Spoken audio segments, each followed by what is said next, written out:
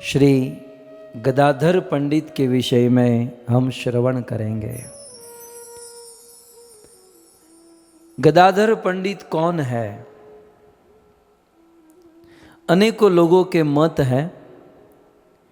श्री चैतन्य महाप्रभु के परम कृपा पात्र महाप्रभु के अंगूठे के चरण के अंगूठे को अपने मुख में रखा।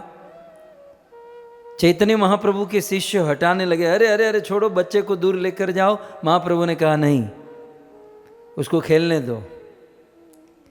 और 1 घंटे तक श्री चैतन्य महाप्रभु के अंगूठे को अपने मुख में रखा। कौन जानता था कि महाप्रभु अपना डेटा कॉपी करके उस बालक के हृदय में पेस्ट कर रहे हैं। वो बालक आगे चलकर कवि कर्णपुर हुआ और द्वापर लीला में कृष्ण के जितने भी पार्षद थे वह गौर लीला में क्या क्या बनकर आए, श्री कवि कर्णपुर ने सबकी पोल पट्टी खोल दी। वैसे प्रछन्न अवतार था ना, ये सब लोग प्रछन्न छिपकर सीक्रेट अवतार, सब लोग सीक्रेट रूप से आए थे। लेकिन कवि कर्णपुर से ये छिपा नहीं रहा और फिर अंत में कवि कर्णपुर ने इसे निवेदन कर दिया। सो कवि कर्णपुर लिखते हैं, श्लोक आपके सामने देख सकते हैं। श्री राधा प्रेम रूपा या, भगवान श्री कृष्ण की प्रेम स्वरूपा श्रीमती राधा रानी। राधा कौन है? इस दुनिया में जहां जहां जिस के हृदय में कृष्ण की सेवा करने की भावना है, जिस भक्त के हृदय में कृष्ण से प्रेम करने की भावना है, उतने हद तक वहां पर राधा रानी विराजमान है। राधा और कुछ नहीं, कृष्ण प्रेम, कृष्ण सेवा की भावना ही राधा है। इसलिए कवि कर्णपुर कहते हैं कि श्री राधा प्रेम रूपा, सो कृष्ण प्रेम स्वरूपा श्रीमती राधा रानी। पूरा माने पहले, माने द्वापर युग में कौन थी? वृंदावनेश्वरी श्रीमती राधा रानी वृंदावन की ईश्वरी, वृंदावन की ठकुरानी महारानी थी। सा जो वृंदावन की ईश्वरी, वृंदावन की ठकुरानी महारानी, कृष्ण प्रेम स्वरूपा श्रीमती राधा रानी। दूसरी लाइन में सा वो राधा, वो श्रीमती राधा श्री गदाधरो गौर वल्लभ, वो श्रीमती राधा रानी कलयुग में गदाधर पंडित बनकर प्रकट हो गई। तो आज जिस तत्व की हम चर्चा करने जा रहे हैं, गदाधर प्रभु या गदाधर पंडित। आप लोग कंफ्यूज मत होइएगा, 2 गदाधर नाम के 2 लोग हैं, गदाधर दास और गदाधर पंडित। गदाधर दास के बारे में फिर कभी सुनेंगे। ये हम लोग 5 तत्व की कथा सुने ना, ऐसे गौड़ीय 100 भक्त है। यदि भागवत कथा शुरू की जाए तो रोज एक भक्त का चरित्र हम सुन सकते हैं, 100 दिन तक चल सकता है। और प्रारंभ तो हो चुका है, अब आगे धीरे धीरे इसको हम आगे बढ़ाते जाएंगे। परंतु सा वो श्रीमती राधा रानी गदाधरो गौर वल्लभ श्री चैतन्य महाप्रभु के प्रिय गदाधर पंडित आख्यकः, गदाधर पंडित के रूप में प्रकट हुए हैं। पंच तत्व का आपने विग्रह देखा होगा। बीच में श्री चैतन्य महाप्रभु है, एक भाग पर अद्वैत आचार्य और फिर नित्यानंद प्रभु। तो गदाधर पंडित चैतन्य महाप्रभु के वाम भाग में है। क्यों? क्योंकि गदाधर पंडित श्रीमती राधा रानी है और चैतन्य महाप्रभु कृष्ण है। राधा रानी कृष्ण की वाम भाग पर, लेफ्ट हैंड साइड पर खड़ी रहती है इसलिए गदाधर पंडित भी जब खड़ा रहना होता है ना तो डाबी बाजू गोठवाई जाए, क्योंकि वो द्वापर युग का अभ्यास है ना, डाबी बाजू खड़ा रहने का, तो ये खड़े रह जाते हैं वो। आप देखिए फिलोसॉफिकल भी कितना परफेक्टली चल रहा है कि जैसे कृष्ण के वाम भाग में राधा, तो वही कृष्ण चैतन्य महाप्रभु बने, तो चैतन्य महाप्रभु के वाम भाग में गदाधर पंडित। मतलब ये कोई सहज भावुकता नहीं, ये फिलोसॉफिकल तत्व है। तो ये तो हुआ कवि कर्णपुर का, ये श्लोक जो है कवि कर्णपुर ने कहा। अब स्वरूप दामोदर ने भी जिक्र किया कि गदाधर पंडित कौन, और आपकी जानकारी के लिए मैं भूल जाऊंगा बाद में, स्वरूप दामोदर ने तो गदाधर पंडित के लिए अष्टकम लिखा, गदाधर अष्टकम। जैसे हम लोग गाते हैं ना दामोदर अष्टकम, शची सुताष्टकम, गोपाल अष्टकम, राधा अष्टकम, वैसे गदाधर अष्टकम। लेकिन स्वरूप दामोदर ने भी जिक्र किया कि गदाधर कौन, तो वे इस श्लोक में कहते हैं, पुरा वृंदावने लक्ष्मी श्याम सुंदर वल्लभा। ये स्वरूप दामोदर कहते हैं जो ललिता सखी के अवतार हैं।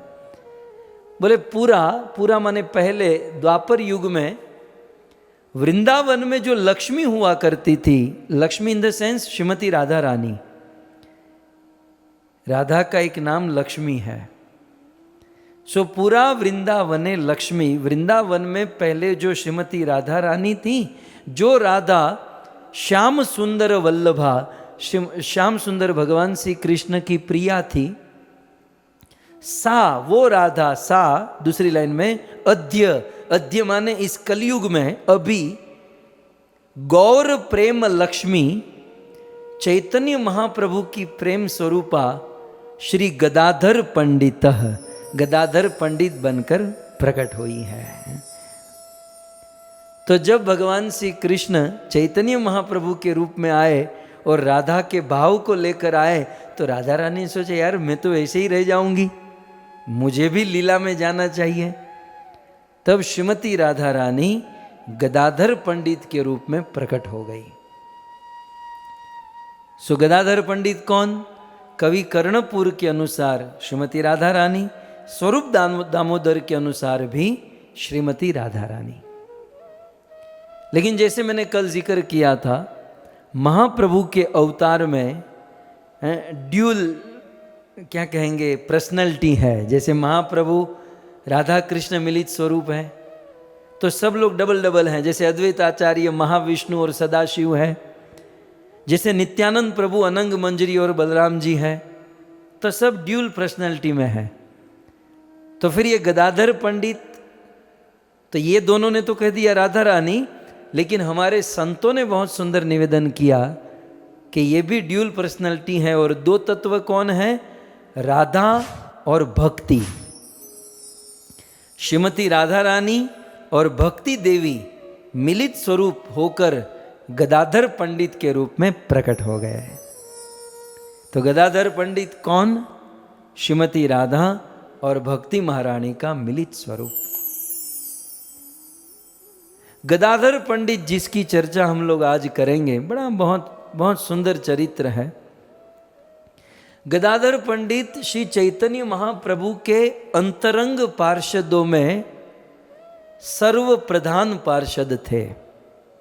दो प्रकार के पार्षद होते हैं ना, एक इंटरनली एक एक्सटर्नली। एक्सटर्नली माने दिखाने के पार्षद, हेलो हाय बाय करते हैं दुनिया को दिखाने के लिए। इंटरनली माने अंदर की सारी बातें, अंदर की चर्चा। सो श्री चैतन्य महाप्रभु के अंतरंग भक्तों में सबसे मुख्य श्री गदाधर पंडित हुआ करते हैं। ये शक्ति तत्व के मूल है। इनका निवास नवद्वीप में था। श्री चैतन्य महाप्रभु प्रकट होने वाले हैं नवद्वीप में, तो ये अपने गांव से नवद्वीप में आए, और फिर जब चैतन्य महाप्रभु नीलाचल जगन्नाथपुरी चले गए, तो ये भी उनके पीछे पीछे जगन्नाथपुरी चले गए। श्री चैतन्य महाप्रभु के अनेकों नाम है, उनमें से एक नाम है गदाधर जीवन। गदाधर पंडित के जीवन श्री चैतन्य महाप्रभु है। और एक बहुत सुंदर बात है, श्री चैतन्य महाप्रभु की लीला में दो प्रकार के भक्त होते थे। एक माधुर्य रस का आस्वादन करने वाले लोग, मधुर रस का आस्वादन करने वाले लोग, और दूसरा जिसको केवल तात्विक चर्चा पसंद है, तत्व ज्ञान पसंद है, वो भी डिवोटी है लेकिन रसों की अनुभूति नहीं है। तो ये भी हमें ज्ञात होना चाहिए कि जो मधुर रस का आस्वादन करने वाले भक्त चैतन्य महाप्रभु की लीला में होते थे, वो गदाधर पंडित के आश्रय में भजन करते थे। माने जिसको माधुर्य रस का आस्वादन करना है, मधुर रस आदि चाहिए, तो वो गदाधर का आश्रय ग्रहण करते थे, जैसे नरहरि ठाकुर और भी अनेकों भक्त हैं। और जिसको मधुर रस में ज़्यादा उत्साह नहीं था, वही तत्व ज्ञान फिलोसॉफिकल, तो वो नित्यानंद प्रभु का अनुगत्य करते थे। तो इस प्रकार से गदाधर पंडित मधुर रस का आस्वादन करते और वैष्णवों को, हरि भक्तों को मधुर रस का आस्वादन कराते। श्री गदाधर पंडित का जन्म शकाब्द के अनुसार 1408 में हुआ और विक्रम संवत के अनुसार गदाधर पंडित का जन्म 1543 में हुआ। ये चैतन्य महाप्रभु से 1 साल 11 महीना 12 महीना छोटे थे। अब ये भी देखिए आप, श्रीमती राधा रानी भी कृष्ण से 1 साल छोटी है और वही राधा गदाधर बनकर आए। तो चैतन्य महाप्रभु का आविर्भाव विक्रम संवत 1542 में हुआ और गदाधर पंडित का आविर्भाव विक्रम संवत 1543 और शकाब्द के अनुसार 1408। तो महाप्रभु से 1 साल छोटे हैं। इनका जन्म वैशाख मास अमावस्या के दिन हुआ। आप नोट कर सकते हैं कि जिस दिन गदाधर पंडित का जन्म हुआ, जिस तिथि में, उसी तिथि में भागवत के परम वक्ता श्री सुखदेव गोस्वामी का जन्म हुआ। ऐसा लिखा है, सुखदेव गोस्वामी का प्राकट्य वैशाख मास की अमावस्या के दिन हुआ था। श्री वेदव्यास मुनि की पत्नी वीटिका के गर्भ से बद्रीनाथ धाम में। ये बात आई इसलिए मैंने आपको। सो इस प्रकार से वैशाख अमावस्या 1543 में इनका जन्म हुआ। कहाँ जन्म हुआ? चट्टग्राम में। किसी किसी गांव के 2 नाम होते हैं ना, तो गदाधर पंडित का जिस गांव में जन्म हुआ उस गांव का नाम था चट्टग्राम। क्या नाम था? चट्टग्राम। और इसका दूसरा नाम था बेलेटी ग्राम। आप बेलेटी ग्राम कहो या चट्टग्राम कहो, वर्तमान में ये गांव बांग्लादेश में है। इनका जन्म कश्यप गोत्र में हुआ था। कश्यप गोत्र, और इनका वंश वारेंद्र ब्राह्मण के वंश में कश्यप गोत्र में इनका जन्म हुआ। गदाधर प्रभु के पिता का नाम माधव मिश्र और गदाधर प्रभु की माता का नाम श्री रत्ना देवी।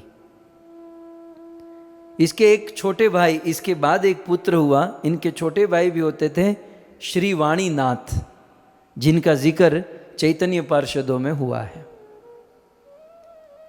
गदाधर प्रभु 12 वर्ष तक बेलेटी ग्राम में रहे, मतलब 5वीं कक्षा तक वो अपने गांव में, बेलेटी गांव में, चट्टग्राम में, बांग्लादेश में रहे।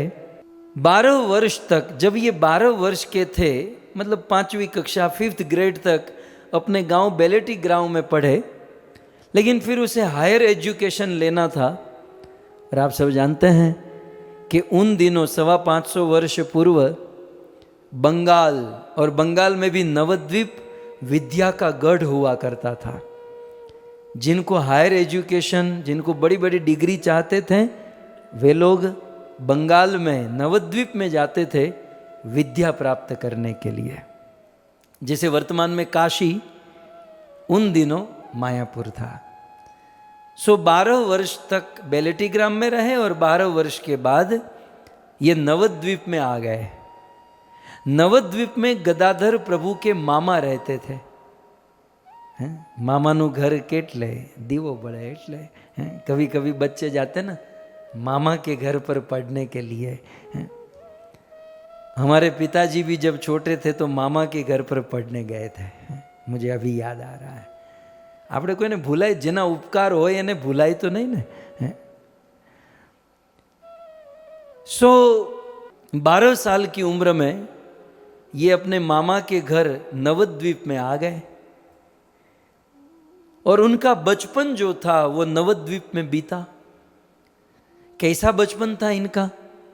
ये आजकल के बालकों की तरह ज़्यादा उछलना कूदना, खेलना कूदना नहीं, ये बचपन से ही विरक्त हुआ करते थे। आपकी जानकारी के लिए गदाधर प्रभु बाल ब्रह्मचारी है, बचपन से ही ब्रह्मचारी और विरक्त है। और जब ये नवद्वीप में आए तो ये खेलना कूदना, बच्चे लोग खेलते थे, लेकिन इनकी यही भावना थी प्रहलाद महाराज की तरह, कोमार आचरित प्राज्ञो भगवान भागवतानिह दुर्लभम मानुषम जन्म। मनुष्य जीवन बड़ा दुर्लभ है और बहुत कम समय के मिला है, कम समय के लिए मिला है, और मनुष्य जीवन का ये कम और कीमती समय व्यर्थ ही खेलने कूदने में क्यों बिताए। तो विरक्त थे संसार की वस्तु से। ये चीज ईश्वरपुरी ने देखी, चैतन्य महाप्रभु के गुरु। और ईश्वरपुरी ने ये मार्ग किया, बोले लड़का विरक्त है। तब ईश्वरपुरी ने स्वयं गदाधर प्रभु को बचपन में ही कृष्ण लीला ग्रंथ का अध्ययन कराया। महाप्रभु के गुरु ईश्वरपुरी ने स्वयं एक ग्रंथ लिखा था कृष्ण लीला का। तो स्वरचित कृष्ण लीला ग्रंथ का गदाधर प्रभु को अध्ययन कराया। नवद्वीप में आए, 2 साल बीते। कितने साल के हुए? 12 साल के थे तब नवद्वीप में आए। 2 साल बीते, 14 साल के हुए। अब जब 14 साल के हुए, और उस समय चैतन्य महाप्रभु कितने साल के होंगे? 15 साल के होंगे, मतलब 10th ग्रेड में पढ़ रहे होंगे। उस समय चैतन्य महाप्रभु अपनी विद्वत्ता, अपने प्रभाव की परम चरम सीमा पर थे। वो केशव कश्मीरी को हरा चुके थे। जानते ना प्रसंग, वो केशव कश्मीरी पानी पी के चला गया, और बड़े विद्वत्ता थे। और चैतन्य महाप्रभु गदाधर के साथ बड़ा प्रेम कलह करते थे। आजकल स्कूल कॉलेज में जब नए बच्चे एडमिशन लेते हैं तो वो रैगिंग, वो बुली नहीं करते हैं, वैसे महाप्रभु गदाधर को बहुत परेशान करते थे। अब महाप्रभु तो कृष्ण ही है, गदाधर राधा रानी है, तो जैसे कृष्ण राधा रानी को परेशान करते थे वैसे यहाँ महाप्रभु गदाधर को परेशान करते थे। ये गदाधर, ये तो बचपन से ही मतलब सीरियस थे, मतलब ग्रंथ पढ़ना, गुरु जी के पास जाना। तो हाथ में भागवत लेकर ईश्वरपुरी के पास, कभी अद्वैत आचार्य के पास पढ़ने जाते तो चैतन्य महाप्रभु रास्ते में खड़े रह जाते। ओ पंडित जी कहाँ चले, पंडित जी कहाँ जा रहे हो? ऐसे चैतन्य महाप्रभु घेर लेते, बड़े ज्ञानी होकर फिरते हो। बहुत चिढ़ाते श्री चैतन्य महाप्रभु गदाधर को। एक दिन गदाधर सीरियस होकर कहने लगे कि निमाई, तू बहुत ज्ञानी है, पंडित है, लेकिन तूने तेरी सारी विद्या लोगों को छेड़ने में लगाई है, हम लोगों को परेशान करने में सारी विद्या लगाई है। मैं तुम्हें सलाह, गदाधर चैतन्य महाप्रभु कहते हैं, मैं सलाह देता हूँ कि ये ज्ञान ग्रहण करना और विद्या हासिल करना कोई बड़ी चीज़ नहीं है, तुम भक्ति करो। मनुष्य जीवन का लक्ष्य है भक्ति करना। अब महाप्रभु को शिक्षा गदाधर जैसे राधा कृष्ण को सुनाती। निमाई कहते हैं कि भक्ति तो हम करना चाहते हैं, लेकिन बिना साधु संतों की कृपा से कौन भक्ति कर सकता है? तो महाप्रभु कहते बिना संतों की कृपा से। लेकिन देखना गदाधर, एक दिन मैं इतना बड़ा भक्त बनूंगा, इतना बड़ा भक्त बनूंगा कि पूरी दुनिया देखती रह जाएगी। गदाधर ने कहा ठीक है, मैं उस दिन की राह देखूंगा। एक बार ये अब इस चैतन्य महाप्रभु तो बचपन में बड़े शरारती थे ना, वो इतना तर्क करते थे, तर्क शास्त्र जानते थे। कोई बालक, कोई विद्यार्थी किसी सिद्धांत को रखता, श्री चैतन्य महाप्रभु तुरंत उसका खंडन कर देते, बोले ये तुम्हारा पॉइंट गलत है। वो एक्सेप्ट कर लेता, हाँ भाई मैं गलत हूं। तो फिर चैतन्य महाप्रभु जिसको गलत साबित किए उसी को सीधा साबित कर देते प्रमाणों के साथ। मतलब इतना आर्ट था कि किसी तत्व को गलत साबित कर देना, फिर उसी तत्व को सही साबित कर देना। इतना ज्ञान चैतन्य महाप्रभु बचपन में हुआ करता था। तो ये तो गदाधर पंडित रोज बुक चौपड़ा लेकर जाते थे, एक दिन और पकड़ लिया है? जैसे बरसाने में सांकरी खोर में कृष्ण गोपियों को पकड़ लेते हैं, वैसे महाप्रभु की झपट में आ गए गदाधर। गदाधर को कहते हैं कि बहुत आजकल तू पढ़ रहा है। बोले हाँ प्रयास कर रहा हूँ। तो बता मुक्ति किसे कहते हैं? तो गदाधर बेचारे पढ़ रहे थे, जो भी पढ़ रहे थे निवेदन किया। बोले न्याय शास्त्र के अनुसार, गदाधर ने उत्तर दिया कि न्याय शास्त्र के अनुसार हमारे जीवन के दुखों से आत्यंतिक दुख मुक्ति हो जाए उसे मुक्ति कहते हैं। आत्यंतिक समझते ना, अभी जो दुखों से मुक्ति हो रही है वो आत्यंतिक नहीं, माने कंप्लीटली अल्टीमेट नहीं। एक दुख हुआ तो दूसरा आया, तीसरा आया, चौथा आया, लेकिन सारे दुखों से पूर्ण रूप से आत्यंतिक मुक्त हो जाए इसे मुक्ति कहते हैं। गदाधर ने कहा। निमाई ने कहा गलत, किससे पढ़ते हो, कौन तुमको ये सब सिखाता है?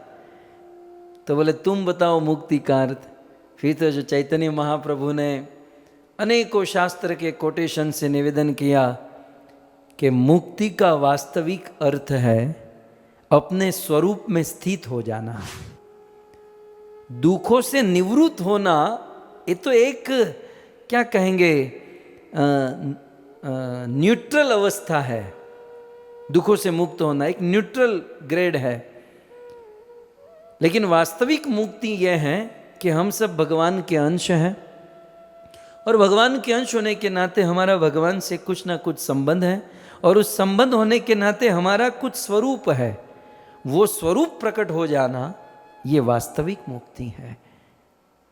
गदाधर इन बातों को सुनकर विस्मित हो जाते। लड़का शरारती है लेकिन ज्ञानी कितना है। बस ये भक्त बन जाए ना तो कमाल हो जाए। तो गदाधर के मन में ये होता था कि ये डिवोटी हो जाए, डिवोटी हो जाए। और फिर एक दिन वो दिन आ गया।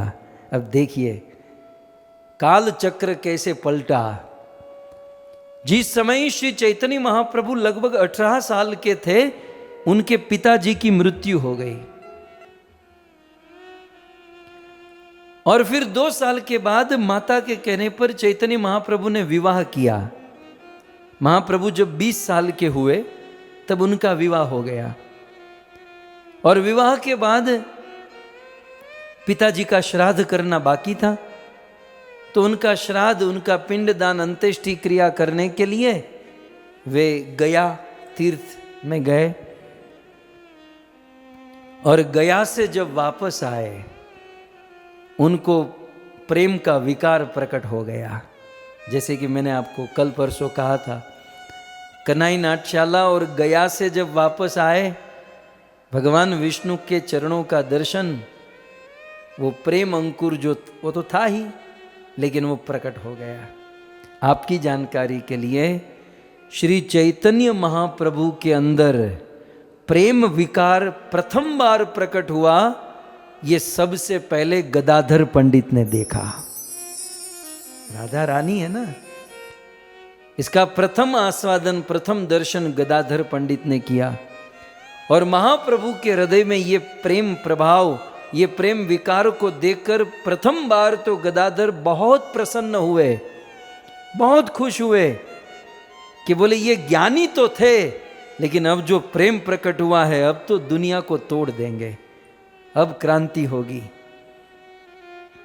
और फिर गदाधर पंडित ने नवद्वीप के सभी भक्तों को महाप्रभु का ये प्रेम विकार समझाया, बताया।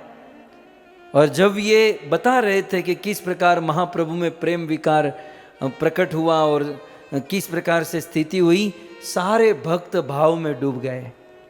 महाप्रभु ने अपने स्वरूप प्रकाश करने की इच्छा से एक बार शुक्लांबर ब्रह्मचारी के घर पर अपने सारे पार्षदों को बुलाया और महाप्रभु की कृष्ण प्रेमोन्मत्ता और विकारों को देखकर गदाधर पंडित वहां पर मूर्छित हो गए। और देखा कि गदाधर मूर्छित हुए और श्री चैतन्य महाप्रभु प्रेम विकार सब कुछ। तब श्री चैतन्य महाप्रभु ने जो शब्द कहे पढ़ने लायक है। प्रभु बले गदाधर तुमी से सुकृति शिशु हैते कृष्ण ये ते करिया दृढ़मति आमार से है न जन्म गेल वृतार से पाईनु अमूल्य निधि गेला देव दोषे। श्री चैतन्य महाप्रभु, प्रभु बोले माने चैतन्य महाप्रभु बोले कि हे गदाधर, गदाधर तुम्ही से सुकृति, तुम्हारे जीवन में तुमने बहुत सुकृति की है, इतनी सुकृति की है कि बचपन से ही तुम्हारी कृष्ण में दृढ़ मति है। तुम बचपन से ही कृष्ण में रति मति गति पूर्ण रूप से लगाए हो। आमा रस है न जन्म गेल वृथा रस। गदाधर तुम इतने महान हो कि बचपन से ही कृष्ण भक्ति कर रहे हो, मेरा जन्म तो वृथा ही चला गया। मुझे मनुष्य जीवन रूपी अमूल्य निधि प्राप्त हुई थी, लेकिन मैंने मेरे जीवन का बहुत लंबा समय व्यर्थ ही गवा दिया। लेकिन धन्य हो गदाधर, तुम धन्य हो। श्री चैतन्य महाप्रभु ने महाप्रकाश लीला का दर्शन कराया। महाप्रकाश लीला जानते हैं? जिन भक्त का जैसा भाव था उस भक्त को महाप्रभु अकेले बैठे थे। महाप्रभु एक ऐसे आसन पर बैठे थे, सारे भक्त उस कमरे में थे और उस कमरे में महाप्रभु ने ऐसी लीला की जिस भक्त का महाप्रभु के प्रति जो भाव था उस रूप में महाप्रभु का दर्शन किया। जिनकी रही भावना जैसी प्रभु मूर्ति दिन देखी तैसी। जिनकी जैसी भावना थी उस रूप में चैतन्य महाप्रभु का दर्शन। महाप्रभु के पार्षदों में एक मुरारी गुप्त जो हनुमान जी के अवतार थे, हनुमान जी मुरारी गुप्त बनकर, अब उसकी भी एक सेपरेट कथा है, फिर कभी सुने। लेकिन मुरारी गुप्त ने श्री चैतन्य महाप्रभु में जानकी वल्लभ सीताराम जी का दर्शन किया। अद्वैत आचार्य ने श्री चैतन्य महाप्रभु में गवलोक विहारी का दर्शन किया।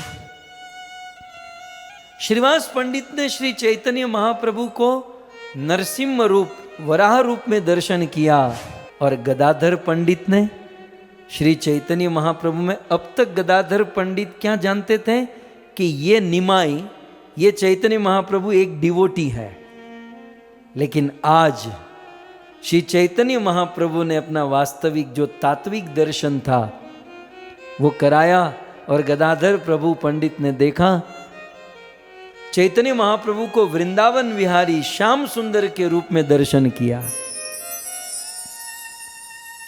चैतन्य महाप्रभु का रूप कैसा?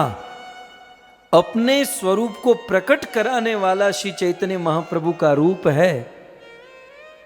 वैसे गदाधर पंडित भी राधा रानी थे, लेकिन योग माया लीला शक्ति के प्रभाव से क्या होता है कि राधा रानी होकर भी वो भूल जाते हैं कि मैं राधा हूं, क्योंकि याद रखेंगे तो वो लीला नहीं हो पाएगी।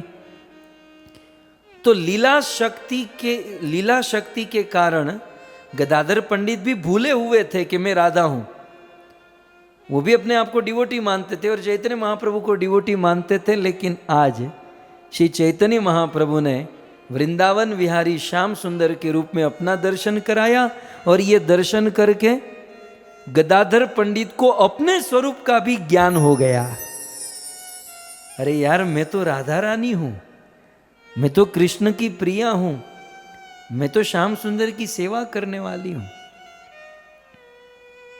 और फिर ये स्वरूप गदाधर पंडित का जीवन पर्यंत तक रहा। फिर कभी भूले नहीं इस स्वरूप को, जीवन पर्यंत तक गदाधर पंडित ने इसको फॉलो किया, इसका पालन किया। श्री चैतन्य महाप्रभु अब तो प्रेम विकार जो है ना धीरे धीरे बढ़ने लगा। श्री चैतन्य महाप्रभु कभी भी भाव में आ जाते, कभी भी क्वचित हंसती क्वचित रुदती और रोने लगते, तो शची माता को बड़ा कष्ट होता। शची माता ने चैतन्य महाप्रभु की सेवा गदाधर पंडित को सौंप दी। बोले गदाधर, तुम इसके साथ रहना, तुम इनका ध्यान रखना।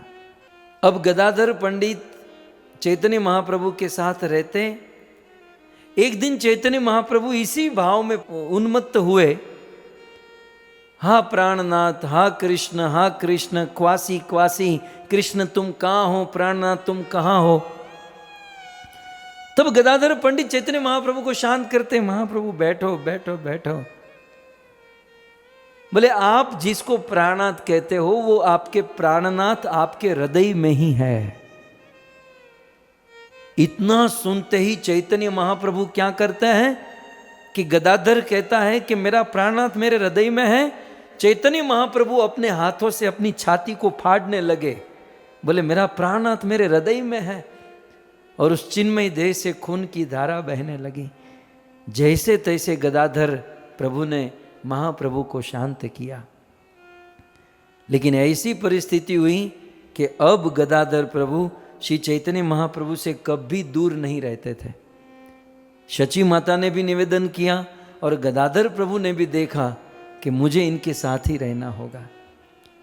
चैतन्य महाप्रभु शालिग्राम सेवा करते थे, लेकिन जब ये प्रेम अंकुर और फिर ये भाव के स्तर में आए, सहज बात है जो भाव और प्रेम के स्तर में होता है वो विधि भक्ति ठीक से नहीं कर पाता। तो फिर चैतन्य महाप्रभु विधि विधान ठीक से नहीं कर सकते थे। तो चैतन्य महाप्रभु ने अपने शालिग्राम गदाधर पंडित को दे दिए। सो गदाधर पंडित चैतन्य महाप्रभु के शालिग्राम की सेवा करते थे। एक दिन क्या हुआ, श्री चैतन्य महाप्रभु बड़े भाव में आए। वो ये छटका तो रोज होता था रोज भाव में आ जाते थे और गदाधर प्रभु को बस शांत कराना पड़ता था। अब एक दिन अचानक गदाधर प्रभु ने पहली बार ये अनुभव किया। श्री चैतन्य महाप्रभु भाव में आए और भाव में आकर उच्चारण करने लगे, हे पुंडरीक, हे मेरे बाप, हे पुंडरीक, हे प्रभु, हे बाप बाप बाप। गदाधर प्रभु ने कान लगाकर ये पुंडरीक, मतलब पहली बार ये शब्द सुना। फिर जैसे तैसे चैतन्य महाप्रभु को शांत तो कर दिया, लेकिन अपने मन में वो प्रश्न रह गया कि ये पुंडरीक कौन है, ये किस पुंडरीक की बात हो रही है। तो मन में था पुंडरीक पुंडरीक, और पुंडरीक का नाम लेकर रोने लगे, क्रंदन करने लगे। एक दिन चैतन्य महाप्रभु के एक पार्षद थे मुकुंद दत्त। चैतन्य महाप्रभु के दो पार्षद मुकुंद और गोविंद, ये दोनों कीर्तनिया थे।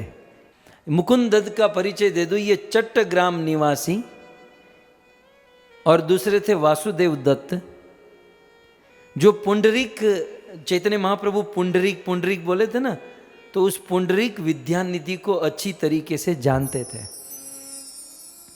तो एक दिन गदाधर प्रभु और मुकुंद दत्त दोनों बैठे थे और पुंडरीक विद्यानिधि का जिक्र हुआ। तो मुकुंद दत्त ने कहा कि मैं तो पुंडरीक को जानता हूं। तो गदाधर प्रभु ने कहा मुझे उससे मिलाओगे? बोले हाँ, वो तो बहुत महान वैष्णव है, बड़े विशुद्ध भक्त है, बड़े रसमयी भावमयी भक्त हैं। बोले तब तो मुझे उससे मिलना ही है, आप मिलाओगे? क्योंकि महाप्रभु जिसका नाम ले रहे थे। अब गदाधर प्रभु ने सोचा कि पुंडरीक बहुत महान भक्त, क्योंकि महाप्रभु नाम लिए, वो भी भावावेश में। लेकिन यहां कुछ और था। एक्चुअल पुंडरीक विद्यानिधि भगवान के शुद्ध भक्त थे। कवि कर्णपुर के अनुसार पुंडरीक विद्यानिधि द्वापर लीला में राधा रानी के पिता वृषभानु बाबा हुआ करते थे। राधा रानी के पिता वृषभानु बाबा कलयुग में पुंडरीक विद्यानिधि के रूप में आए, जिनकी भगवान के चरणों में बड़ी रति मति गति पूर्ण प्रेम था। लेकिन ये अपने प्रेम को दबा कर रखे थे, ये अपने प्रेम को छिपा कर रखते, हमारी तरह नहीं थे। हम लोग कहीं आरती करते हैं ना, तो ध्यान आरती में नहीं, ध्यान वो सेल्फी में होता है। ठीक से ले रहे हैं ना, ठीक से आ रही है ना, आरती जल रही है भगवान को, ये सब नहीं है। हम लोग क्या ना, हमारी भक्ति छिपाते कम है और छपाते ज्यादा है। ये हमारी स्थिति, ये मैं मेरी स्थिति की बात कर रहा हूं। छपाते ज्यादा है, छिपाते कम है। लेकिन पहले के आचार्य भक्ति को छपाते नहीं थे, छिपाते थे। क्योंकि भक्ति एक ऐसा विषय है, जितना दिखाओगे उतनी घटती जाएगी। भक्ति जितना दिखाओगे, भक्ति सेवा त्याग तपस्या वैराग्य जितना दिखाओगे उतना रिस्क जोन में चला जाएगा, खतरे के जोन में चला जाएगा। आचार्यगण दृष्टांत देते हैं कि जैसे कोई धनी आदमी अपने धन को ऐसे ओपन रख दे। आप लोग धनी में से ही हो ना, आप अपने धन को दरवाजे के पास रख दो, कितना दिन रहेगा? धनी अपने धन को कितना अंदर, बिल्कुल घर में, बेडरूम के अंदर, तिजोरी के अंदर, कितना अंदर घुसा कर रखते हैं। कभी कभी तो बंदा ही भूल जाता है मैंने कहाँ रखा था। लेकिन जैसे हम अपने धन को छिपा कर रखते हैं कि किसी की दृष्टि न पड़ जाए, कोई लेकर न चला जाए। तो सबसे बड़ा धन तो भक्ति है ना। ये तो साधारण धन है, जैसे धन को छिपा कर रखा जाता है, वैसे भक्ति ज्ञान तपस्या रूपी धन को छिपाना चाहिए। सांप, सर्प अपना मणि, सांप के पास मणि होता है, सर्प अपना मणि दिखाता फिरे तो कितने दिन टिकेगा? कोई भी मणि निकाल कर उखाड़ कर चला जाए। और ये काले माथा का मानवी है, ये तो सर्प हो, उसका बाप हो, मणि तो निकाल ही लेगा। इसलिए भक्ति को छिपाना चाहिए। आप रोज मंगला आरती, मैं मेरा अनुभव कह रहा हूं, हम रोज मंगला आरती करते हैं। और एक दिन किसी से मिले और हमने कहा कि तुम मंगला आरती करते हो? नहीं, मंगला आरती नहीं करते। अरे तुम्हारा जीवन तो बर्बाद है, हम मंगला आरती करते। दूसरे दिन आपकी मंगला आरती बंद, आप देख लेना। जिस दिन एक्सपोज किया, जिस दिन अपनी भक्ति को ज्यादा प्रचार में लाए, उस दिन वो खतरे में पड़ जाएगी। इसलिए भक्ति रूपी धन को छिपाना चाहिए। चैतन्य महाप्रभु की लीला में एक ऐसे पार्षद पुंडरीक विद्यानिधि, जो कृष्ण के महान भक्त थे, लेकिन अपनी भक्ति को छिपाते थे। लेकिन गदाधर पंडित तो जानते नहीं थे। वो तो महाप्रभु के मुख से एक बार सुने कि भाई पुंडरीक नाम का कोई तो है, और मुकुंद ने कहा कि मैं उसको जानता हूं। बोले तो उस वैष्णव को मुझे मिला दे। एक दिन वो संजोग बना, और मुकुंद गदाधर पंडित को पुंडरीक विद्यानिधि के घर पर लेकर गया। अब गदाधर पंडित ने तो मन में एक फिगर तैयार कर लिया था कि बहुत बड़े संत होंगे, महात्मा होंगे, ये वो लेकिन उनके घर जाकर देखा तो उनमें से कुछ नहीं निकला। पुंडरीक विद्यानिधि, आप इमेजिन कीजिए, एक घर पर बहुत बड़ा झूला था, उस झूले पर बैठे थे, सुंदर पलंग था और दूध के फेन की समान सफेद और नरम नरम गद्दे पर बैठे थे, मुंह में पान चबा रहे थे, होठ लाल हो चुके थे और बहुत बड़ा गांजा हुक्का होता है ना, वो हुक्का बाजू में था। आजकल हुक्के का जमाना है, तो हुक्का पड़ा था, मुंह में पान था, झूले पर झूल रहे थे, नरम गद्दा था और चारों बाजू इत्र की सुगंध आ रही थी, बहुत सुंदर परफ्यूम है। तो और उसके बाजू में सोने का पिकदान, वो जो तंबाकू पान मावा खाया है उसको थूकने के लिए दूर नहीं, वो सोने का बना हुआ था बाजू में। अब गदाधर पंडित ने सोचा कि मैंने तो सोचा था कि बहुत बड़ा संत होगा, महात्मा होगा, और चैतन्य महाप्रभु महाभाव अवस्था में जिसका नाम लिए वो तो पहुंचे हुए संत, लेकिन ये तो इतना बड़ा आसक्त निकला। तो पुंडरीक विद्यानिधि इस प्रकार से बड़े ऐश्वर्य में बैठे थे। लेकिन एक बात याद रखिएगा, किसी भी भक्त का निर्णय उसकी बाहरिक अवस्था को देखकर कभी मत कीजिएगा। ये प्रसंग हमको ये सीख दे रहा है कि कभी कभी हम किसी भक्त की बाहरिक दृष्टि से, बाहरिक आचरण से, बाहरिक वाणी शब्द से हम उस भक्त पर निर्णय कर देते हैं कि ये बस ऐसा ही होगा। नहीं, इसी प्रसंग में कहा गया, वैष्णवेर क्रिया मुद्रा विज्ञे न बुझाई।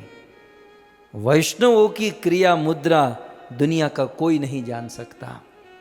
वो अंदर से कितना महान है, वो कृष्ण के प्रति कितना समर्पण है, उनका क्या भाव प्रेम नहीं जान सकता। यहां पर भी कुछ ऐसा था, गदाधर ने अपराध कर दिया, बोले ये कैसा साधु, ये कोई डिवोटी नहीं है, ये तो आसक्त आदमी, घर गृहस्थी संसार में फंसा हुआ, इतनी हायर फैसिलिटी का एंजॉय करने वाला साधु नहीं। तब मुकुंद ने देखा कि गदाधर के मन में उथल पाथल हो रही है, मतलब ये समझ नहीं पा रहा है, और यदि समझेगा नहीं तो अपराध बहुत करेगा। तब मुकुंद ने क्या किया, भागवत का एक श्लोक गाया, और श्लोक भी बहुत अद्भुत पकड़ा उसने, जिसने सुखदेव की समाधि को हिला दिया था। जो श्लोक, जो प्रसंग सुखदेव की ब्रह्म समाधि तोड़ दिया, वही श्लोक मुकुंद ने गाया। अब मुकुंद तो कीर्तनिया थे, वो तो गाने में भी बहुत सुंदर। भगवान श्री कृष्ण के गुण का वर्णन श्रीमद् भागवत जी में विदुर और उद्धव जी के मिलन में किया गया। जब उद्धव और विदुर मिले और कृष्ण के विषय में चर्चा हुई, तो कृष्ण का गुण और गुणों में भी कृष्ण की करुणा का गुण, कृष्ण कितने करुणामयी है।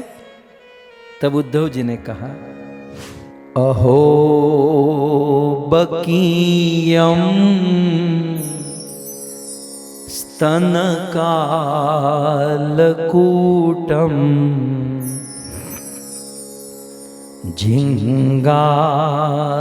झिंगासयापा यदपि यसाधवी लेभे गतिम धात्री उचिताम ततोव्यम कम वा दयालुम शरणं ब्रजे महा। अहो बकीयम स्तन कालकूटम। ओह, ये बकी, बकासुर की बहन पूतना, अपने स्तन पर कालकुट नाम का विष लगाकर आई थी, यह सोचकर कि मैं इस 6 दिन के बालक कृष्ण को जान से मार दूंगी, मेरे स्तन का विष पिलाकर इसे खत्म कर दूंगी। कृष्ण जान गए कि ये पूतना है, राक्षसी है, उस पूतना के दूध का पान किए और उस जान से मारने के लिए आई हुई पूतना को कृष्ण ने लेभे गतिम धात्री, अपनी माता की गति प्रदान कर दी। माने उस पूतना को अपनी मां बना लिया।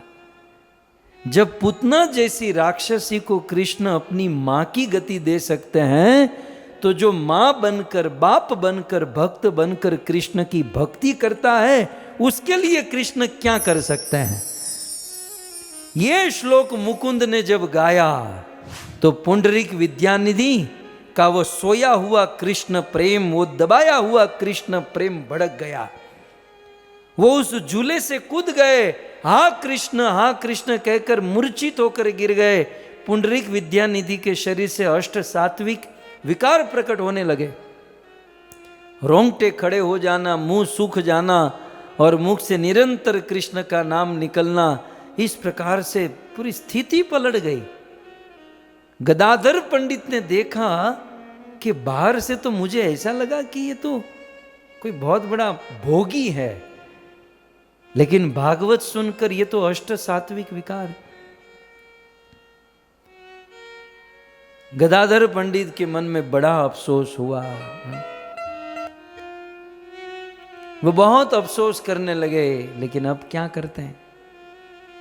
उन्होंने अनुताप किया। गदाधर प्रभु सीधे श्री चैतन्य महाप्रभु के पास आए। ये भी सीखने लायक है। देखिए, हम लोग मनुष्य है और मनुष्य से गलती होती है, ऐसा थोड़ी है कि हमसे गलती नहीं होगी। लेकिन जब हमसे गलती हो ना, तो हमें हमारे गुरुदेव को बताना चाहिए। गदाधर पंडित श्री चैतन्य महाप्रभु के पास आए और जो हुआ था एज इट इज, ऐसा नहीं कि अपना पक्ष रखकर सामने वाले को दबाना और उसके लिए गलत बोलना, नहीं।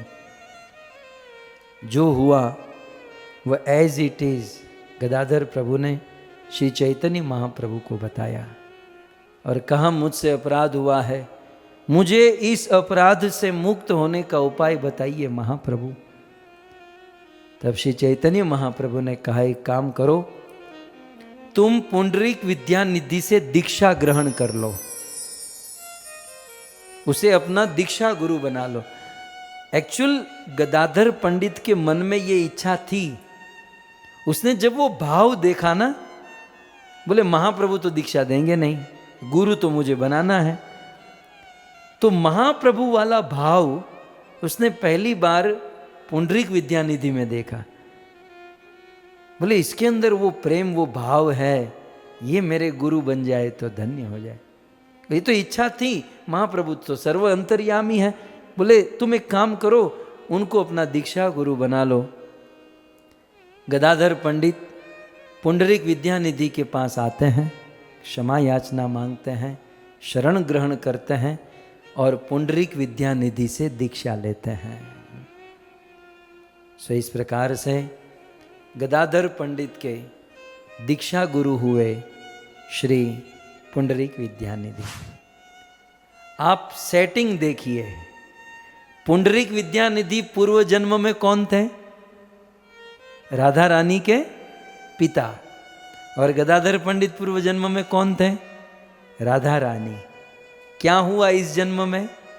पूर्व जन्म के पिता राधा रानी के गुरु बन गए हैं।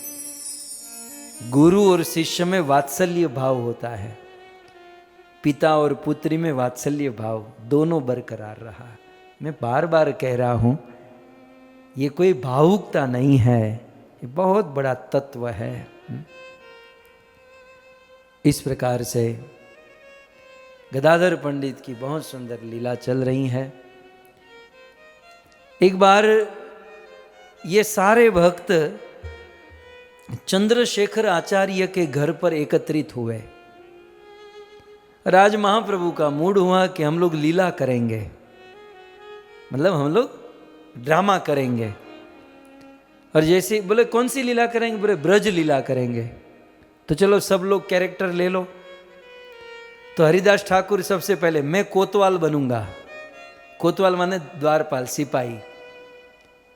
श्रीवास पंडित आए, बोले मैं नारद बनूंगा। श्री चैतन्य महाप्रभु आप क्या बनोगे? बोले मैं रुक्मणी बनूंगी। गदाधर पंडित आप क्या बनोगे? मैं राधा रानी बनूंगी। और उस समय गदाधर पंडित ने श्रीमती राधा रानी का पार्ट रोल किया और बहुत सुंदर नृत्य किया, राधा भाव। गदाधर पंडित के नृत्य को देखकर सारे भक्त प्रेमोन्मत्त हो गए और श्री चैतन्य महाप्रभु के मुख से निकल गया, श्री गदाधर मोर वैकुंठ परिवार। ये गदाधर मेरे वैकुंठ परिवार का सदस्य है। ये यहां वहां का रिलेशन नहीं है। गदाधर मोर वैकुंठ परिवार, ये मेरे वैकुंठ का परिवार। धीरे धीरे समय बीता। श्री चैतन्य महाप्रभु की उम्र 24 साल की हुई, गदाधर पंडित 23 साल के हुए। और महाप्रभु जब 24 साल के हुए, आप सब जानते हैं, उन्होंने सन्यास ले लिया। श्री चैतन्य महाप्रभु सन्यास लेकर जगन्नाथपुरी गए तो उनके साथ 5 लोग थे। श्री चैतन्य महाप्रभु के पीछे पीछे 5 लोग गए। कौन कौन थे 5? नित्यानंद प्रभु, मुकुंद दत्त, गोविंद, जगदानंद और गदाधर पंडित। उन 5 में से एक श्री गदाधर पंडित भी थे। और जगन्नाथपुरी जाकर, जैसे गदाधर पंडित यहाँ नवद्वीप में महाप्रभु की सेवा करते थे, जगन्नाथपुरी में भी बहुत सुंदर श्री चैतन्य महाप्रभु की सेवा की। वैसे तो गदाधर पंडित चैतन्य महाप्रभु की सभी प्रकार से सेवा करते थे, लेकिन महाप्रभु की सबसे उत्तम सेवा क्या थी? भागवत पढ़ना। गदाधर पंडित चैतन्य महाप्रभु के लिए, चैतन्य महाप्रभु के सामने भागवत पढ़ते थे। चैतन्य महाप्रभु को भागवत के प्रति बहुत प्रेम था, भागवत के प्रति बड़ा भाव था। और चैतन्य महाप्रभु ने इसीलिए कोई भाष्य नहीं लिखा। वेदांत का भाष्य उन्होंने भागवत को ही समझा, बोले यही भाष्य और यही कथा। महाप्रभु के साथ स्वरूप दामोदर थे, वो तो चंडीदास, विद्यापति, गीत गोविंद के पद सुनाते थे। स्पेशली भागवत गदाधर पंडित श्री चैतन्य महाप्रभु को सुनाते थे। ऐसा वर्णन है कि जगन्नाथपुरी में कृष्ण विरह में जब गदाधर पंडित श्री चैतन्य महाप्रभु को भागवत सुनाते थे, तो भागवत सुनाते सुनाते गदाधर पंडित की आंखों से आंसू की धारा, और इसको सुनकर चैतन्य महाप्रभु के आंखों से आंसू की धारा, श्रोता वक्ता दोनों के मुख से इतने अश्रु निकलते थे, भागवत की पूरी पोथी भीग जाती थी। पूरा भागवत आप निचोड़ो तो पानी निकले। और इन दोनों के आंखों के आंसू से भागवत के श्लोक भी पहुंचे जाते थे, मिट जाते थे। आज भी वो पोथी जगन्नाथपुरी में टोटा गोपीनाथ में है, आप उसे देख सकते हैं। श्री चैतन्य महाप्रभु तो आप सब जानते ही हैं, 6 वर्ष गमनागमन जगन्नाथपुरी में किए, लेकिन फिर अंत में बड़े भावावेश में रहते थे। श्री चैतन्य महाप्रभु की सर्वत्र कृष्णैक दृष्टि, सभी जगह पर कृष्ण की दृष्टि, सभी जगह पर वो कृष्ण को का दर्शन करते। यही शुद्ध भक्त का लक्षण है। वे जगन्नाथपुरी के समुद्र को यमुना नदी समझते। उस समुद्र के तट पर एक पर्वत था, चटक पर्वत। उस चटक पर्वत को गोवर्धन समझते। जगन्नाथपुरी में जगन्नाथ जी जो विराजते हैं, उस जगन्नाथ जी में वृंदावन विहारी का दर्शन करते हैं। इस प्रकार सभी वस्तु में कृष्ण का दर्शन करते हैं। एक दिन श्री चैतन्य महाप्रभु कीर्तन करते हुए समुद्र के निकट उस चटक पर्वत के पास पहुंचे और उनको भाव हुआ कि ये गोवर्धन है, और गोवर्धन के भाव में उस चटक पर्वत को आलिंगन करके उनकी रेत, उनकी माटी को अपने सिर पर लगाते हुए वहाँ पर लोटपोट हुए। और श्री चैतन्य महाप्रभु वहाँ से उस चटक पर्वत के भीतर से भगवान के एक विग्रह को प्रकट किए, बनाया नहीं।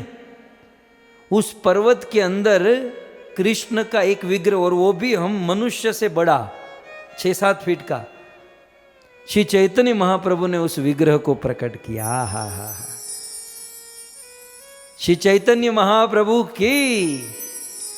और श्री चैतन्य महाप्रभु ने इस विग्रह का नामकरण किया श्री गोपीनाथ। ये गोपियों के नाथ है, ये गोपीनाथ है। तो इस प्रकार से श्री चैतन्य महाप्रभु उस विग्रह को प्रकट किए और गोपीनाथ जी की सेवा। अब स्वयं तो सेवा नहीं कर पाते थे, इसलिए श्री चैतन्य महाप्रभु ने गोपीनाथ की सेवा गदाधर पंडित को सौंप दी। और चैतन्य महाप्रभु की आज्ञा से गदाधर पंडित गोपीनाथ जी की सेवा करने लगे। ये चटक पर समुद्र के तट पर, मुझे तो ये सब आंखों के सामने दिखाई दे रहा है, क्योंकि आज भी ये सब दर्शन होता है। जगन्नाथपुरी में समुद्र के सामने एक उद्यान है, यमेश्वर उद्यान, गार्डन है, बगीचा है। और उड़ीसा में बगीचे को टोटा कहते हैं। तो यमेश्वर टोटा, यमेश्वर गार्डन, यमेश्वर उद्यान में गोपीनाथ जी प्रकट हुए, फिर वहां पर स्थापना हुई और उस बगीचे में गोपीनाथ जी विराजमान हैं, इसलिए गोपीनाथ का नाम हुआ टोटा गोपीनाथ। और महाप्रभु की आज्ञा से श्री गदाधर पंडित टोटा गोपीनाथ की सेवा में लग गए। अब गदाधर पंडित ने सोचा कि चैतन्य महाप्रभु तो जगन्नाथपुरी में रहने वाले हैं और उनकी आज्ञा है कि मैं गोपीनाथ जी की सेवा करूं। अब मुझे यहाँ वहाँ कहीं जाना है नहीं, तो मैं संकल्प ही ले लूं ताकि मेरा मन विचलित न हो। तो बड़ी विधि विधान पूर्वक गदाधर पंडित ने सन्यास लिया। वो वाला दंड वाला सन्यास नहीं है, क्षेत्र सन्यास। क्षेत्र सन्यास माने संकल्प लिया कि जगन्नाथपुरी की बॉर्डर, जगन्नाथपुरी को छोड़कर मैं कभी कहीं बाहर नहीं जाऊंगा, क्योंकि महाप्रभु की आज्ञा है, गोपीनाथ जी की सेवा करना है और महाप्रभु की भी मुझे सेवा करनी है, तो अब मैं जगन्नाथपुरी में रहूंगा। धीरे धीरे दिन बीतने लगे। रथ यात्रा का दिन आया, हजारों भक्त आते हैं। रथ यात्रा समाप्त हुई, सब लोग अपने अपने घर चले गए और अब श्री चैतन्य महाप्रभु को वृंदावन जाने का मन हुआ। श्री चैतन्य महाप्रभु वृंदावन जाने के लिए तैयार हुए। अब गदाधर पंडित तो क्षेत्र सन्यास ले चुके थे, गोपीनाथ जी की सेवा करनी थी। तो गदाधर पंडित श्री चैतन्य महाप्रभु के पास आए, बोले मैं भी आपके साथ वृंदावन चलूंगा। चैतन्य महाप्रभु कहते हैं लेकिन अपने गदाधर की सेवा छोड़कर तुम कैसे आओगे? और तुमने तो क्षेत्र सन्यास लिया है। गदाधर पंडित कहते भाड़ में जाए सन्यास, जहां तुमी सेई नीलाचल, क्षेत्र सन्यास मोर याऊक रसातल। मेरा क्षेत्र सन्यास रसातल में चला जाए और मेरा संकल्प यही है ना कि नीलाचल नहीं छोड़ूंगा। तो महाप्रभु जहां तुमी, जहां आप हो, वहीं मेरा नीलाचल है। सो मैं तो आपके साथ चलूंगा। चैतन्य महाप्रभु कहते हैं कि आप गोपीनाथ जी की सेवा मत छोड़ो। गदाधर पंडित कहते हैं कि हे महाप्रभु, आपके पाद पद्मों के दर्शन से करोड़ों करोड़ों गोपीनाथ की सेवा हो जाएगी। देखिए गुरु निष्ठा, देखिए आप गुरु मुखी भक्त देखिए, ये होता है। बोले आपके चरण का दर्शन मिलेगा ना, करोड़ों गोपीनाथ की सेवा का फल मिल जाएगा। चैतन्य महाप्रभु कहते हैं कि तुम्हें सेवा छोड़ने से दोष लगेगा। गदाधर पंडित कहते हैं कि दोष, प्रतिज्ञा भंग और सेवा त्याग का जो भी दोष लगेगा वो मेरा ही होगा, आप चिंता मत कीजिए, लेकिन मैं आपकी सेवा, मैं आपके साथ चलूंगा। महाप्रभु के लिए गदाधर पंडित अपनी प्रतिज्ञा तोड़ने के लिए तैयार हैं। महाप्रभु के खातिर गदाधर पंडित अपना नियम तोड़ने छोड़ने के लिए तैयार हैं। और ये हमको सीखना है। हमारा क्या होता है, कभी कभी गुरु हमसे नियम करवाते हैं कि भाई मंगला आरती करो, 16 माला करो, ये सेवा करो, ये करो, और वो नियम करना चाहिए। लेकिन कभी कभी उसी गुरु को हमारी जरूरत हो, गुरु परंपरा की सेवा में लगे हैं, कोई उत्सव हो, कोई फेस्टिवल हो, कोई गुरु की सेवा हो और उसमें हमारी बहुत जरूरत हो, और उस समय हम हमारा डांडिया लेकर बैठ जाए, हमको तो कहा है कि ये करना है, वो करना है, उसी में हम लोग बैठे रहेंगे हैं? और फिर वहां पर कहेंगे हमारा नियम है। अरे नियम की सिस्टम तो समझो। जिस गुरु ने नियम दिया है, उस गुरु को तुम्हारी जरूरत आन पड़ी है, तो उस समय हमारे नियम टूट जाए, छूट जाए, उसकी कोई कैर नहीं, यदि हम गुरुमुखी हैं। लेकिन इस दुनिया में गुरुमुखी लोग कम और मनमुखी लोग ज्यादा होते हैं। बस अपने मन की इच्छा पूर्ण करना चाहते हैं, अपनी मनमानी करना चाहते हैं। जिस गुरु के खातिर भक्ति मिली, जिस गुरु के खातिर शास्त्र ग्रंथ और प्रचार करने की तक मिली, उस गुरु को कोई जरूरत आन पड़ी तो हमें हमारा सारा कार्य छोड़ देना चाहिए। गुरु की सेवा हमारा मुख्य धर्म होना चाहिए। लेकिन हम तो हमारे नियम को इतना बड़ा, गुरु से भी बड़ा हमारा नियम हो गया है? अरे जो भी नियम रीति रिवाज ये सब गुरु के लिए होते हैं, और गुरु जब हमें हमारी इच्छा और हमारी सेवा की आवश्यकता होती है तो कोई नियम बड़ी चीज नहीं होती। तब ये मनमुखी लोग क्या कहते हैं पता है, मैं ठाकुर जी का अभिषेक करूं, मैं मेरा नियम पालन करूं, मैं क्या गलत कर रहा हूं? गलत कुछ नहीं है, गलत कुछ नहीं है। गुरु अपने मुख से कभी नहीं कहेगा कि तुम अपना नियम छोड़ो। चैतन्य महाप्रभु ने नहीं कहा कि तुम गोपीनाथ जी की सेवा छोड़ो, गुरु कभी नहीं कहेगा। लेकिन ये समझने वाली बात होती है, ये समझने वाली बात होती है। कई बार हमारे गुरु भाई हमारे आपस में बड़ी चर्चा होती है। कोई बहुत ऐसे लोग होते ना, हमारे गुरु जी ने कहा है कि मेरी व्यास पूजा मत करना, तो उसने अपना धर्म निभाया। शिष्य को अपना निभाना चाहिए, वो अपना धर्म निभाए कि व्यास पूजा मत करना, लेकिन शिष्य का धर्म है गुरु की व्यास पूजा करे, उसमें नियम में आबद्ध नहीं। अब कुछ लोग तो पता नहीं कितने लकीर के फकीर होते हैं, शास्त्र सिद्धांत को बहुत अच्छे से समझना चाहिए। और ये मनमुखी का जमाना है। बस अपने मन में जो आए, मन की। गुरु निष्ठा बहुत बड़ी निष्ठा होती है, और जीवन में यदि गुरु निष्ठ है तब तो भाव, रस, प्रेम और कृष्ण की प्राप्ति होगी। यदि ये गुरु निष्ठा छूटी टूटी तो करोड़ों जन्म बीत जाएंगे। मान प्रतिष्ठा सम्मान तो मिलेगा, लेकिन वो प्रेम, वो भाव, वो रस नहीं मिलेगा। इसलिए मनमुखी ना बने, गुरुमुखी बने।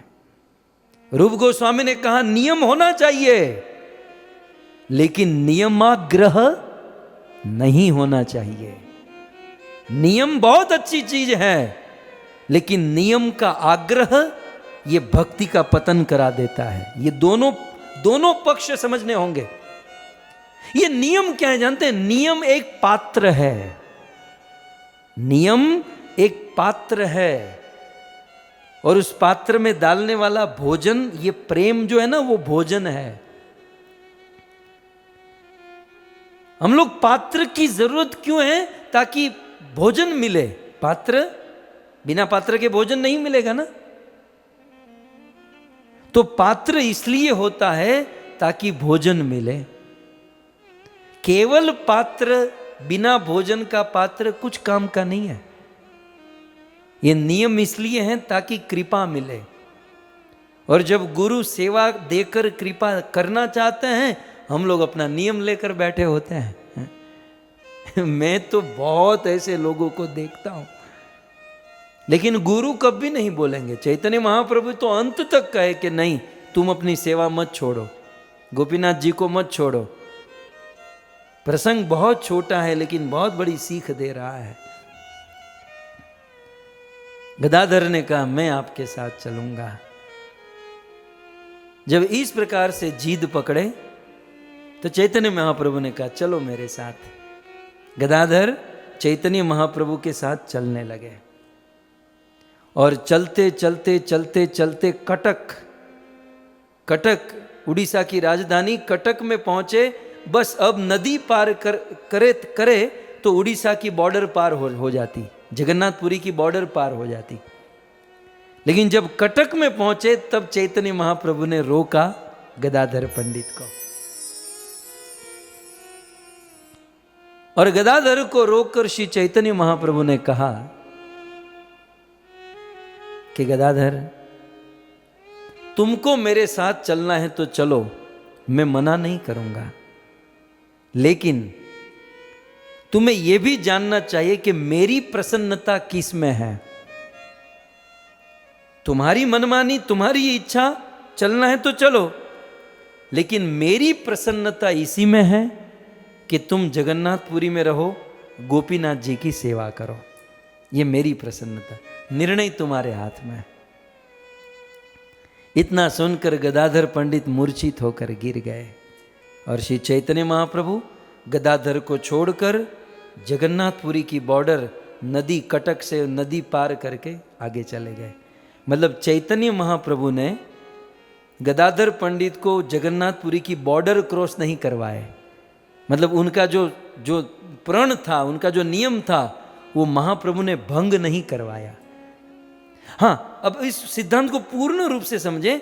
चैतन्य महाप्रभु वहां पर भी मना कर सकते थे, लेकिन मना नहीं किए, क्योंकि महाप्रभु वो सिद्धांत भी प्रकट करना चाहते थे कि शिष्य को मनमुखी नहीं गुरुमुखी होना चाहिए। और यहां आकर महाप्रभु ने यह सिद्धांत प्रकट किया कि कभी कभी शिष्य गुरु की सेवा बहुत करेगा, लेकिन गुरु को चाहिए कि अपने शिष्यों से केवल अपनी सेवा न कराए, उसे भगवान की सेवा में लगाए। ये दोनों सिद्धांत अपनी अपनी दृष्टि से काम करते हैं। शिष्य का धर्म है कि गुरु की सेवा करे, और गुरु का धर्म है कि केवल शिष्यों का शोषण न करे, केवल शिष्यों से अपनी ही सेवा न कराए, उसे भगवान की सेवा में। अब देखो, गदाधर महाप्रभु के साथ रहते तो उनको बहुत इजी हो जाता, खाना पीना गदाधर पंडित सारी व्यवस्था करते, लेकिन महाप्रभु ने उनको गोपीनाथ जी की सेवा में। ये गुरु का धर्म है। दोनों अपने अपने धर्म में है। शिष्य अपने परम चरम धर्म में है और गुरु भी अपने परम चरम धर्म में है। इस प्रकार से गुरु और शिष्य जब उच्च लेवल में होते हैं, तब जाकर भगवत प्रेम की प्राप्ति होती है। महाप्रभु चले गए, गदाधर पंडित मूर्छित होकर गिर गए, और उस समय गोपीनाथ आचार्य, सार्वभौम भट्टाचार्य गदाधर पंडित को उठाकर लेकर जगन्नाथपुरी वापस आए। ये अफसोस कर रहे थे कि महाप्रभु के साथ नहीं जा पाया। तब सार्वभौम भट्टाचार्य गोपीनाथ आचार्य ने सांत्वना दी कि तुम चिंता क्यों कर रहे हो, तुम गौर के विरह में जितने दुखी हो, ये गौर श्री चैतन्य महाप्रभु तुम्हारे विरह में भी उतने ही दुखी हैं। और चैतन्य महाप्रभु तो तुम्हें अपने साथ ले जाना चाहते थे, लेकिन गदाधर तुमको अपराध न लगे, इसलिए महाप्रभु तुम्हें अपने साथ नहीं लेकर गए, तुम्हें अपराध से बचाना चाहते थे। अब जब वापस आए और बड़े प्रेम और भाव से गदाधर पंडित गोपीनाथ जी की सेवा करने लगे, लेकिन कमाल क्या हुआ, गुरुमुखी होने से गोपीनाथ जी की जब सेवा किए तब उसमें उनका उत्साह बढ़ा और गोपीनाथ जी में चैतन्य महाप्रभु का दर्शन होने लगा। बहुत सुंदर महाप्रभु का दर्शन हुआ। बहुत सुंदर सिद्धांत है। एक बार क्या हुआ, मैं नाम नहीं लूंगा, गदाधर पंडित किसी अन्य साधु की संगति किए, और वो अन्य साधु जो थे थोड़े से अभिमानी, थोड़ी मान प्रतिष्ठा को चाहने वाले, और ब्रह्म मध्व गौड़ीय धारा जो थी उससे थोड़ी डिफरेंट वे में काम करते थे। तो चैतन्य महाप्रभु को अच्छा नहीं लगा। अब वो भागवती बोलते थे, भागवती गाते थे, सब भक्ति के काम करते थे, लेकिन उसमें अभिमान अहंकार की गंध थी और सब कुछ प्रॉब्लम था। महाप्रभु को अच्छा नहीं लगा और महाप्रभु ने गदाधर, अब ये कहाँ की बात है, महाप्रभु वृंदावन गए और वृंदावन विचरण करके रूप सनातन ये सब करके लीला करके वापस जगन्नाथपुरी में आ गए। फिर जगन्नाथपुरी में आने के बाद की ये कथा है, नहीं तो आप कहोगे वृंदावन चले गए यहाँ क्या, वापस आ गए और वापस आकर एक दिन गदाधर पंडित को बहुत डांटे। हमारे गुजराती में क्यों के धूड़ काढ़ी नाखी गदाधर पंडित, बुद्धि है, किसकी संगति करते हो, ये है वो है बहुत डांटे। और इतना डांटे फिर भी गदाधर पंडित को बुरा नहीं लगा। उन्होंने महाप्रभु की डांट अपने जीवन में एक सीख, एक उपदेश, एक अमृत संजीवनी समझकर उतारा। आजकल का होता ना, मुझे तो बहुत अनुभव है। अब शिष्य को कितना सहन करेंगे, थोड़ा बहुत गलत करता है तो हम सोचते हैं उसका मोरल डाउन नहीं करना है, लेकिन साला टोटल उल्टी खोपड़ी हो तो थोड़ा तो कहना पड़ेगा ना, नहीं तो दोष हमको लगेगा। हम थोड़ा ऑपरेशन करते हैं, शिष्य आउट, कल से दर्शन ही बंद। और ऐसे चलो की जरूरत भी नहीं है, ऐसे आश्रित भक्तों की जरूरत ही नहीं है जो शास्त्र को ठीक से समझ नहीं पाते।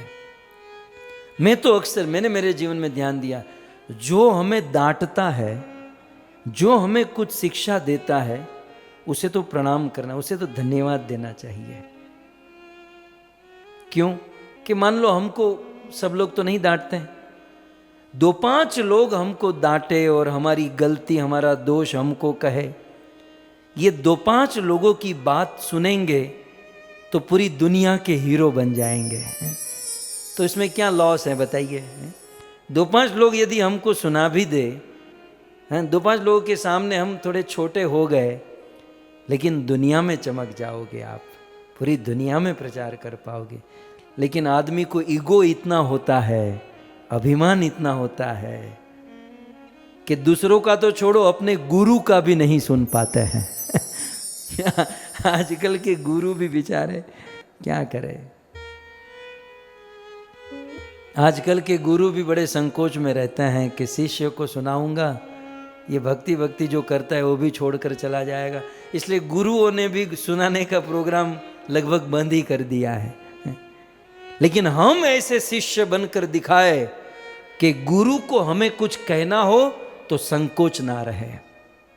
हमें अपनी पर्सनालिटी ऐसे डेवलप करनी चाहिए कि गुरु मुक्त भाव से हमको कुछ कहे, हमको कुछ सत्य भाषण करे। बाकी मस्का पॉलिश तो बहुत लोग कर लेते हैं, लेकिन सत्य सुनने की ताकत होनी चाहिए और गुरु को यह स्वतंत्रता देनी चाहिए जो हम नहीं दे पाते हैं। अब छोड़िए, प्रसंग में आइए। चैतन्य महाप्रभु ने गदाधर को डांटा। अब इतनी सेवा करते थे, आज्ञाकारी थे, सब कुछ था, लेकिन महाप्रभु उनके भले के लिए ही डांटे ना। चलो महाप्रभु भले के लिए डांटते हैं, गुरु भले के, चलो भले के लिए नहीं भी डांटा तो किसी ने डांटा तो हमारा क्या घट गया, मुझे तो ये बताइए। वो भृगु ने भगवान की छाती में लात मार दिया, लेकिन फिर भी भगवान हाथ जोड़कर, डांट सुनने से कभी घटता नहीं है। हाँ, लेकिन किसी की प्रशंसा सुनने से बहुत कुछ घट जाता है। अभिमान बढ़ जाता है और न जाने क्या क्या भक्ति घट जाती है। अब देखिए, जब चैतन्य महाप्रभु ने डांटा और फिर भी गदाधर पंडित का भाव बरकरार रहा, उनकी सेवा बरकरार रही, तब श्री चैतन्य महाप्रभु कहते हैं, आमी चाला इलू तोमा तुमी ना चालीला, क्रोधे किछु ना कहिला सकल सहीला। श्री चैतन्य महाप्रभु कहते हैं कि हे गदाधर, मैंने तुम्हारे प्रति इतना क्रोध किया और तुमने कोई क्रोध कुछ ना करके सकल सहीला, तुमने सब कुछ सहन कर लिया। आमार भंगी ते तोमार मन ना चालीला, सुदृढ़ सरल भावे हमारे किनीना। मेरे इशारे से भी तुम्हारा मन चलायमान नहीं हुआ। सच कहूं तो गदाधर, तुम्हारे इस आचरण ने मुझे खरीद लिया। आज मैं बिक गया तुम्हारे हाथों से कि मैंने इतना क्रोध किया फिर भी तुमने कुछ नहीं। पंडी तेरे भाव मुद्रा कह न जाए, गदाधर प्राणनाथ नाम हेल आए। गदाधर पंडित के भावों की बात कही नहीं जा सकती। इनके प्रेम की वजह से ही श्री चैतन्य महाप्रभु जी का नाम गदाधर प्राणनाथ हो गया। पंडित तेर प्रभुर प्रसाद कह य ना जाए, गदाई गौरांग बलि यारे लोक पाए। सो इस प्रकार से श्री गदाधर पंडित का नाम और महाप्रभु के प्रिय पात्र बन गए। धीरे धीरे धीरे दिन महीने साल बीते और जो दिन कोई नहीं चाहता था वो दिन आ गया भक्तों। और वह दिन था शकाब्द 1455 आषाढ़ मास शुक्ल पक्ष सप्तमी तिथि और रविवार का दिन। ये वो दिन था, उस दिन मनुष्य तो मनुष्य, इस संसार के चराचर जीव पशु पक्षी तक की आंखों में आंसू आ गए, क्योंकि शकाब्द 1455 आषाढ़ शुक्ल सप्तमी रविवार को श्री चैतन्य महाप्रभु इस धरती को छोड़कर चले गए। 48 वर्ष अपनी लीला को समाप्त करके इस धरती को छोड़कर महाप्रभु चले गए। श्रीमद् महाप्रभु 3 जगह से डिपार्ट हुए। भिन्न भिन्न ग्रंथों में लिखा है और तीनों सत्य बात है। श्री चैतन्य महाप्रभु गुंडीचा मंदिर जगन्नाथ जी में समा गए। दूसरा, श्री चैतन्य महाप्रभु जगन्नाथपुरी के समुद्र में जल समाधि ले लिए।